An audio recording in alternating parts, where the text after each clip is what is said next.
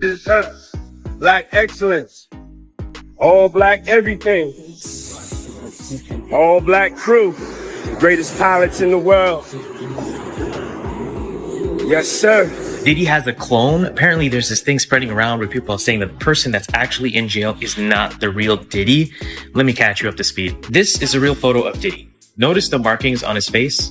They're very prominent and they are from the real Diddy. However, in this mugshot right here, you do not see these markings at all. So people are claiming that whoever is in jail, allegedly, supposedly, is not the real Diddy. This photo always terrified me. There's just something. Rumors are swirling that Diddy's jet wasn't just for travel. It was reportedly a secret hideaway where things allegedly took a disturbing turn. And here's the twist. Shortly after the FBI raid, the jet mysteriously disappeared. Is Diddy trying to cover his tracks? Or is there something even darker at play? The mystery grows as questions continue to surface about how far this story really goes. Of course, what we're going to talk about right now, his private jets. My first time in this thing.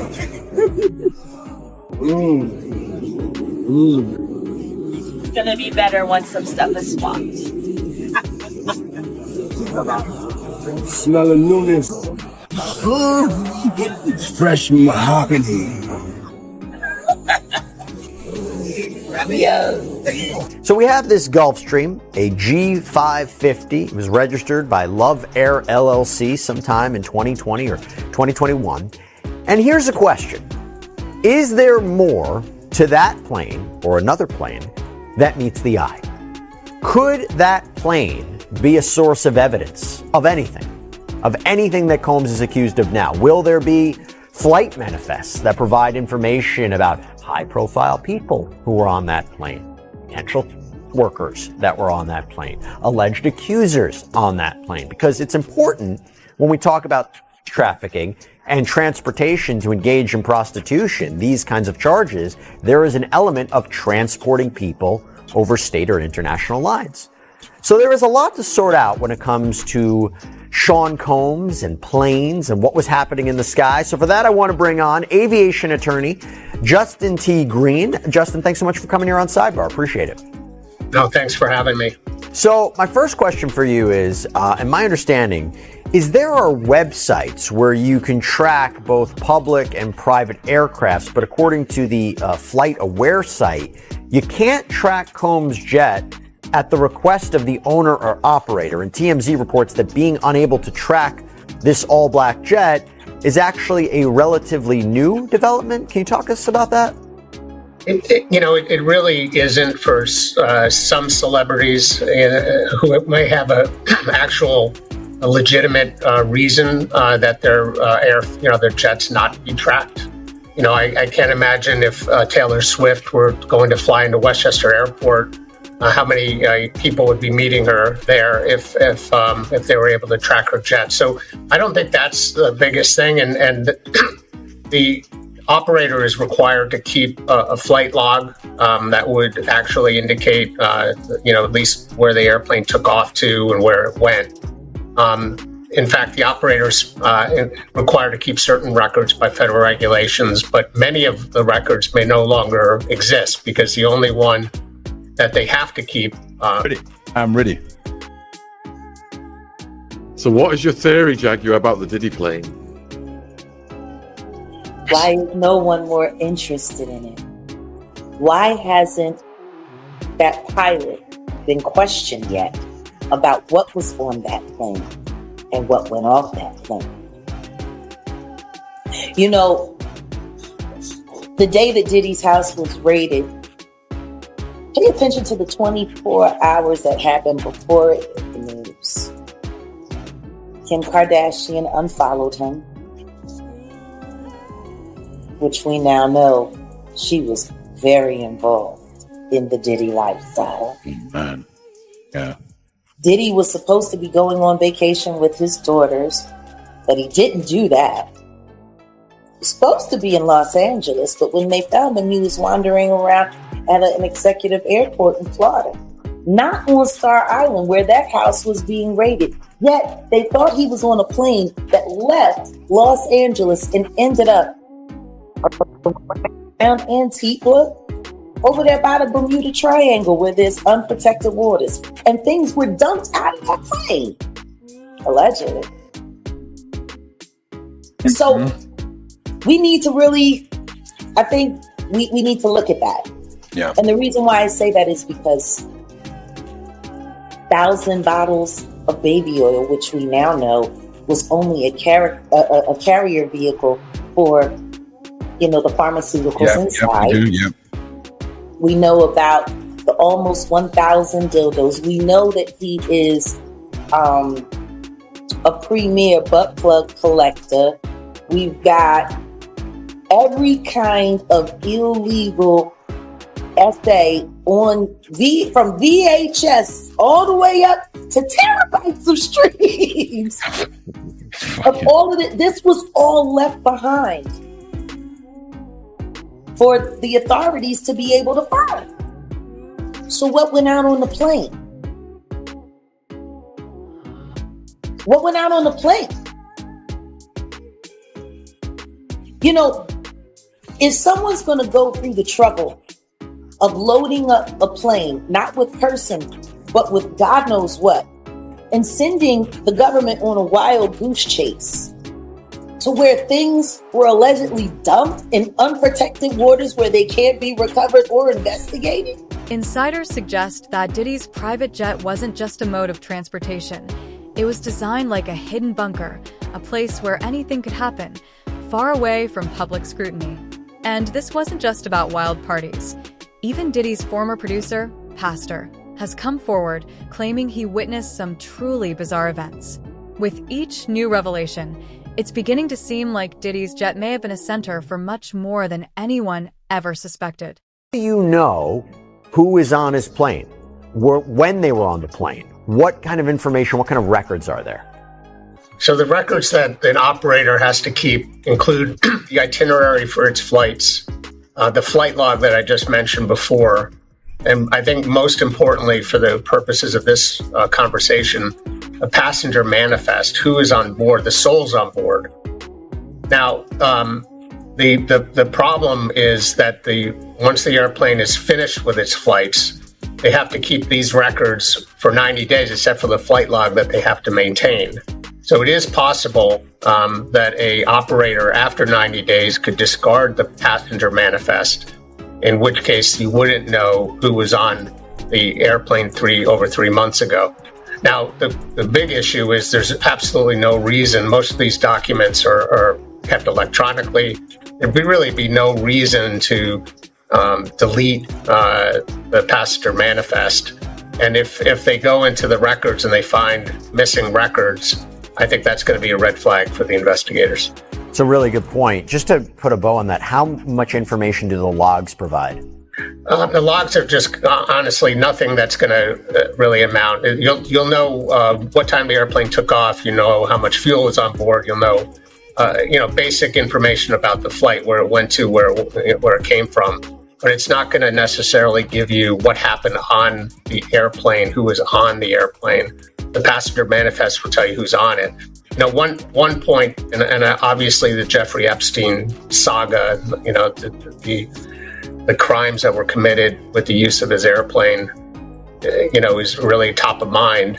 But one thing that everyone has to realize is that anyone who's on that airplane, if it's a vulnerable person, they're stuck there. It's kind of they can't get out of there until the airplane lands and deplanes. So people on board a private jet are in a very vulnerable position to a bad actor. So I think that's something the investigators have to consider. Combs' access to a private airplane, it came up because it was a point of concern during his arraignment in the Southern District of New York, because his defense team addressed that in a letter to the judge where they were arguing for a bond.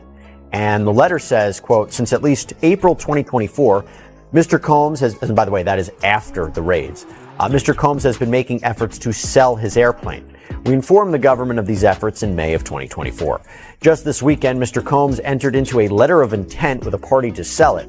Mr. Combs understands he is not to travel to Los Angeles, where the plane had been located this week, and further, that the plane is not to be brought to any district in which he is located until it is sold. Over the past several months, there have been several potential buyers for the airplane, and at least 2 buyers have signed a letter of intent. Well, here's the thing. If we're speaking logically, right? Were we talking about super deep water? Are we talking it must be far out at sea, right? So a lot of things over there by Antigua is where they had said that they had spotted it, but not far from that is the Bermuda Triangle. And over there, I can tell you, governments go to lose things there all the time. Right. Okay. Because that seems like if you're going to dump something and you're dropping it down and you're sinking it, you got to make sure that ain't coming back up to the surface. Do you know what I'm saying? You got to make sure that nobody's going to go to that area to try to find it. Yeah. I'm thinking, I'm just pulling things out of my backside here, but if you believe parties are dangerous because if that boat goes out into unprotected waters, there is no law or jurisdiction that can do anything about anything that happens. That's why billionaires love their boats. Because you're your own country on your boat. What happens if the devil is the president of that private country? Yeah. And these girls, they go to these parties. Oh yeah, we're having a white party. Come, get on the boat to hell. And now you're out there in the water with no phone. The phone's been collected. They spend a lot of time in these private places where there's no government regulation or authority. What if it was a regular trip to dump discarded sacrificial carcasses, shall we say, and it's only really popped up on the radar because we're all watching Diddy right now, and this was just the weekly trip or taking out the trash, if you will. If what they discovered is as damning as it is, what the hell did they disappear? Jaguar Wright has dropped a bombshell, claiming that every celebrity has private tapes, but Diddy might have taken it to another level, possibly hiding tapes on the dark web that were never meant to be seen. If these rumors are true, this could become one of the darkest scandals the entertainment industry has ever faced. Could Diddy's jet have served as a vault for these tapes, hiding secrets that were never meant to surface? With each new revelation, the story grows darker, and the mystery surrounding his jet's disappearance only deepens. For the first time. Meeting him for the first time, it was, number one, it was the dream come true. I met some guys who said that they could get me to him. I'm producing records. They send one of the records, and I get a call, hey, Diddy loves the record. He wants to use it. And I get a check for $7,000 for that little bitty track I did. Probably took me 5 minutes to make the track. So I'm steadily sending more records.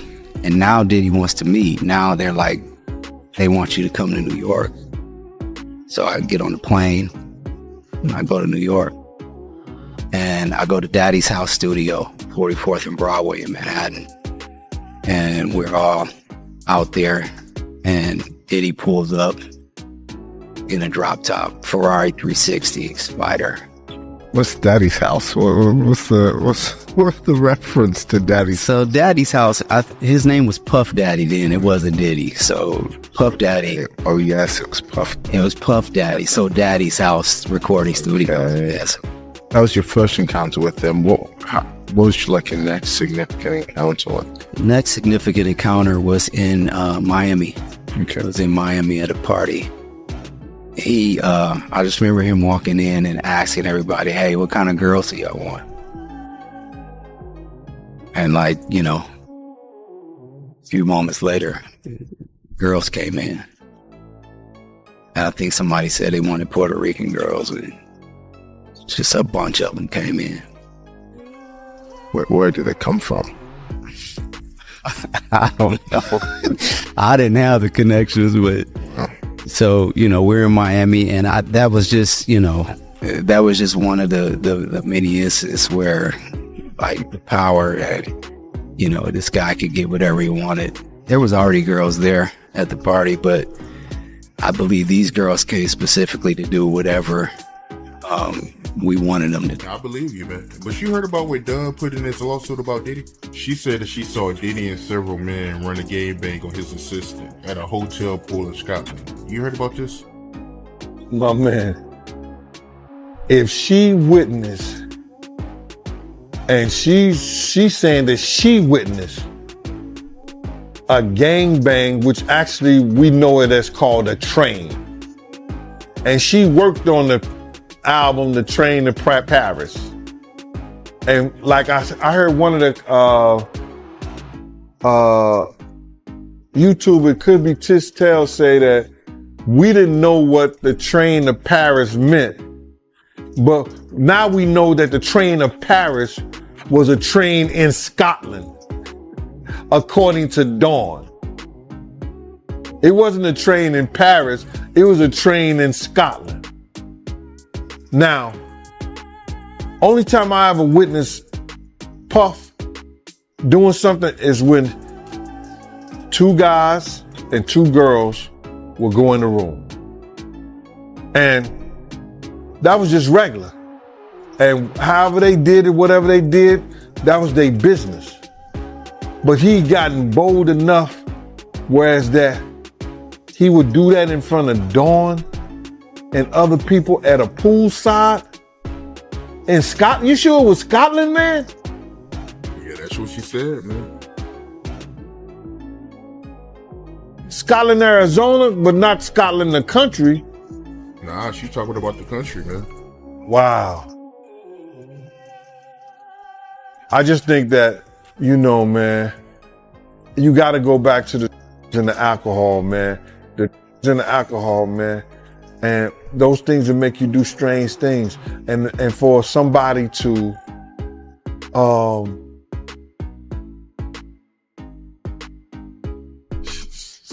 just to gang banging an assistant, she might have a lawsuit now too.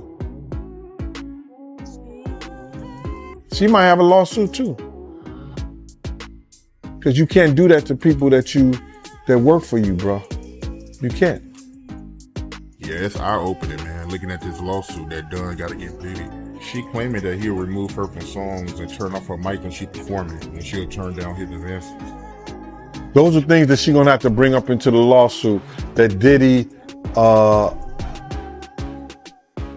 stopped the way that she was working and how she could work by the fact that he would change, like you just said. What she would do, bro, he would turn off her mic and don't let her sing songs or don't let her do certain things, a part of the band, when he ain't do her advancements. Yo, I don't know what to say about that, brother. All I can say is that, you know, all of it sounds like using his power. He using his power to get at people that works for him. And when you do that, when they bring you to court, 9 times out of 10, you're going to lose if they can prove. Here's the real jaw dropper. Insiders are now suggesting that the man who was taken into custody might not be Diddy at all. Whispers are spreading that it could be a clone or a lookalike, a decoy used while the real Diddy hides out, possibly orchestrating the mysterious disappearance of his jet. The rumors are becoming wilder, and with so many bizarre twists stacking up, it's clear Diddy could be trying to stay one step ahead of a truth that's on the verge of exploding. Hype Williams.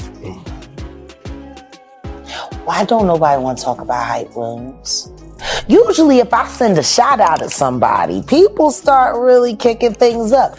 But it's almost as if Hype is like living under some wheat germ grass or under Russell Simmons' ass in Bali. Is it time to put Hype Williams on a milk cart? Melissa Ford just did an interview talking about how Hype Williams brought her out. Now, mind you, she's a video vixen, and it seems like the girls that used to be part of the music videos have stories to tell. They should. They're all workers. Yeah. And if they weren't, they felt like it when they went home.